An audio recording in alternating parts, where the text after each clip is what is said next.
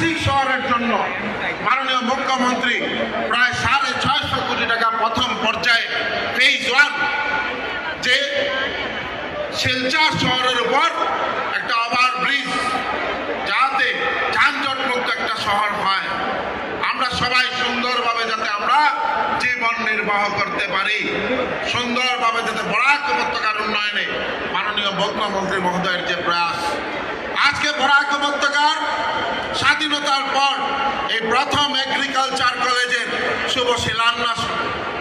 আজকে বরাক উপত্যকার প্রায় আমরা 95%-এর অধিক নাগরিকরা আমরা কৃষিজীবী, কিন্তু এগ্রিকালচার সায়েন্স নিয়ে পড়ার মতন কোনো ব্যবস্থা ছিল না।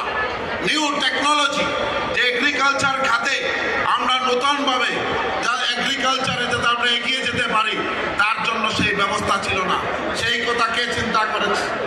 সেই কথা চিন্তা করেছেন আমাদের সবার শ্রদ্ধার জনপ্রিয় মাননীয় মুখ্যমন্ত্রীর প্রতি কৃতজ্ঞতা জ্ঞাপন করছি। বিশেষ করে আসামের উন্নয়নে আমাদের সবার শ্রদ্ধার মুখ্যমন্ত্রী যেভাবে প্রয়াস করে যাচ্ছে, যে আপার আসাম হোক, মিডল আসাম হোক, লোয়ার আসাম হোক, বরাক উপত্যকা হোক, কার্বি পাহাড় হোক আর বড়োল্যান্ড হোক, প্রত্যেক এলাকার সমান উন্নয়ন, প্রত্যেক জাতি জনগোষ্ঠী সবাইকে নিয়ে একটা সুন্দর আসাম, সমৃদ্ধশালী আসাম গড়ার লক্ষ্যে আমাদের সবার শ্রদ্ধার মুখ্যমন্ত্রী যেভাবে কাজ করে যাচ্ছে। আজকে বিশেষ করে চা বাগান এলাকায় আমাদের প্রত্যেক গলিতে বিশুদ্ধ পানীয় জল পৌঁছে দেওয়ার কাজ, চা বাগান এলাকায় সব থেকে যে ঐতিহাসিক পদক্ষেপ, যে মডেল হাই স্কুল স্থাপন করা, আর সব থেকে বড় ঐতিহাসিক যে পদক্ষেপ সরকার চা বাগানের নাগরিকদের জন্য 200 বছর পর ওনাদের ভূমির অধিকার, যেটা কালকে আমাদের সবার শ্রদ্ধা প্রধানমন্ত্রীর হাত দিয়ে মাননীয় মুখ্যমন্ত্রী যে কাজ করেছেন, এটা একটা ঐতিহাসিক পদক্ষেপ যে সবাইকে ভূমির পাট্টা দেওয়ার ব্যবস্থা করা হবে। আমরা বিগত দিনে দেখেছিলাম যে নির্বাচন আসলে এই কংগ্রেস দল বিশেষ করে বরাক উপত্যকাকে কোন জায়গায় রেখেছে, বরাক উপত্যকায় আমাদের বিশেষ করে কমিউনিকেশন সেক্টর হোক বা আমাদের এডুকেশন হোক, হেলথ সেক্টরকে আমরা কত পিছিয়ে ছিলাম।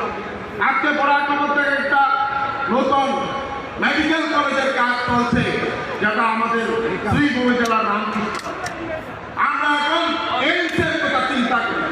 মাননীয় মুখ্যমন্ত্রী বলেছেন যে আসামে দ্বিতীয় এইমস বরাক উপত্যকায় হবে এবং ওইটা পাথারকান্দিতে মাটি দেখার জন্য মাননীয় মুখ্যমন্ত্রী আমাকে আগ্রহ করেছে। আজকে পাথারকান্দি এলাকায় ওইখানে অলরেডি মাটি আবণ্টিত করা হয় যে বরাক উপত্যকায় দ্বিতীয় এইমস স্থাপন করা। আজকে বরাক উপত্যকার উন্নয়নের জন্য মাননীয় মুখ্যমন্ত্রী যেভাবে কাজ করে যাচ্ছেন, তাই আমি এই মঞ্চ থেকে মাননীয় মুখ্যমন্ত্রীর প্রতি কৃতজ্ঞতা এবং ধন্যবাদ জ্ঞাপন করে আমার বক্তব্য এখানে শেষ করলাম। সবাই আমরা একসময় যশস্বী প্রধানমন্ত্রী মহোদয় মঞ্চে আসবেন, সবাই দাঁড়িয়ে করতালির মাধ্যমে ওনাকে আমরা সম্বর্ধনা জ্ঞাপন করার জন্য সবাইকে অনুরোধ করছি।